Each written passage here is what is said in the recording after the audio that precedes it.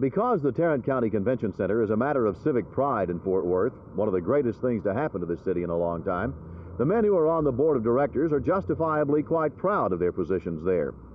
There will be some changes made in that board of directors at tomorrow's county commission meeting, and there may be some waves made by those changes.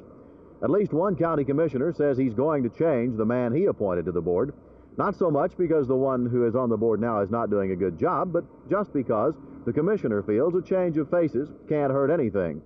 There are a total of 9 members of the board, 5 of them appointed by elective officials. The other 4 are members at large, and their positions all come up in January. The ones appointed by the officials have terms which run concurrent with the official, the commissioner, or the county judge, as the case may be, who appointed them.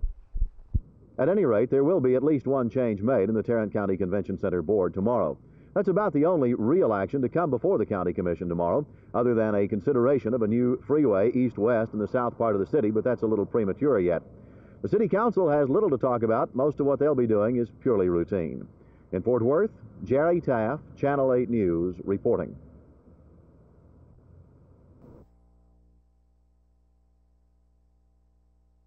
If the person fails to file under the statutes, he is subject to deportation and also criminal prosecution. But such drastic measures are not taken in those cases where the failure to file is non-willful. How long must an alien live in this country before they can become a citizen? Well, simply living in this country does not ever entitle an individual to apply for United States citizenship. But if the alien enters the country as a permanent resident, after he has lived here 5 years under the general rule, he may petition for United States citizenship. Now, an exception to that is the alien who is married to a United States citizen for 3 years, the same United States citizen. That person can apply for citizenship after he has lived here 3 years.